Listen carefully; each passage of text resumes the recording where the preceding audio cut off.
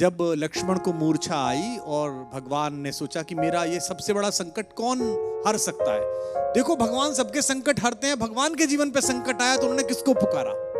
उन्होंने हनुमान से कहा कि तुम जाओ और संजीवनी लेके आओ। तो जब आकाश में हनुमान चले तो सूरज निकला हुआ था। आकाश में तो सूरज होता ही है, दिन कभी डूबता नहीं है। हमारी माँ पृथ्वी हमें गोदी में लेकर हमारे पिता सूरज की ओर से पीठ कर लेती है। माँ को दोष दे नहीं सकते तो पिता को दोष देते हैं कि दिन डूब गया है। दिन कभी डूबता नहीं है, दिन तो निकला रहता है। सूर्य कभी अस्त नहीं होता। कैलाश मैंने गाया क्या कभी अंबर में, तो बेटा सूरज कभी डूबता नहीं है। तो सूरज आकाश में मिला, और अगर सूरज इधर निकल जाता जहां लक्ष्मण लेटे हुए थे तो भगवान के जीवन का सबसे बड़ा संकट आ जाता। उनका भुजा जैसा भाई, जिसे वो अपनी भुजा कहते हैं दाहिनी, वो पृथ्वी छोड़ जाता और भगवान सहन न कर पाते। तो इतना बड़ा काम करने गए और कितने ताकतवर थे, पंच तत्वों में से एक पवन के बेटे हैं। सूरज से मिले तो उन्होंने कितनी विनम्रता से बात की। रवि भाई सूरज से बोले, हे सूरज इतना याद रहे संकट एक सूरज वंश पे है। ये नहीं कहा कि मैं तुम्हारे लिए प्रार्थना कर रहा हूं, तुम्हारा ही खानदान है ना, सूर्यवंशी राम का भाई परेशान है, तुम भी सूर्य हो तो आप ही के खानदान का काम करने जा रहा हूं। विनम्रता देखना आप कितने पोलाइट हैं, है ना। ये सूरज इतना याद रहे संकट एक सूरज वंश में है। लंका के नीच राहु द्वारा आघात दिनेश अंश पर है। मेरे आने से पहले यदि किरणों का चमत्कार होगा तो सूर्यवंश में सूर्यदेव निश्चित ही अंधकार होगा। कितना प्यार से बोल रहे हैं देखो आप।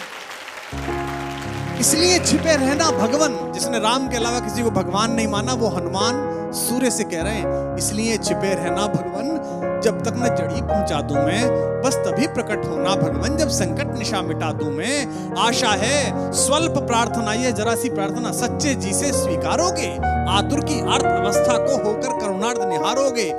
8 लाइन की विनती के बाद धीमे से अपना विजिटिंग कार्ड दिया सूरज को। शक्ति पाना, यश पाना, लेकिन विनम्र रहना। आशा है स्वल्प प्रार्थना ये सच्चे जी से स्वीकारोगे। आतुर की आर्त अवस्था को होकर करुणार्थ निहारोगे। अन्यथा क्षमा करना दिनकर, अंजनी तने से पाला है। बचपन से जान रहे हो तुम हनुमत कितना मतवाला है। अन्यथा क्षमा करना दिनकर, अंजनी तने से पाला है। बचपन से जान रहे हो तुम हनुमत कितना मतवाला है। और धमकी भी कैसी दी। ये जो रवि भैया खड़े हैं ना आपके बगल में, इनके इलाका जहां से शुरू होता है वो धमकी ऐसी दी जाती है कि इतना गोली मारेंगे कि खोखा बेच के करोड़पति हो जाइएगा।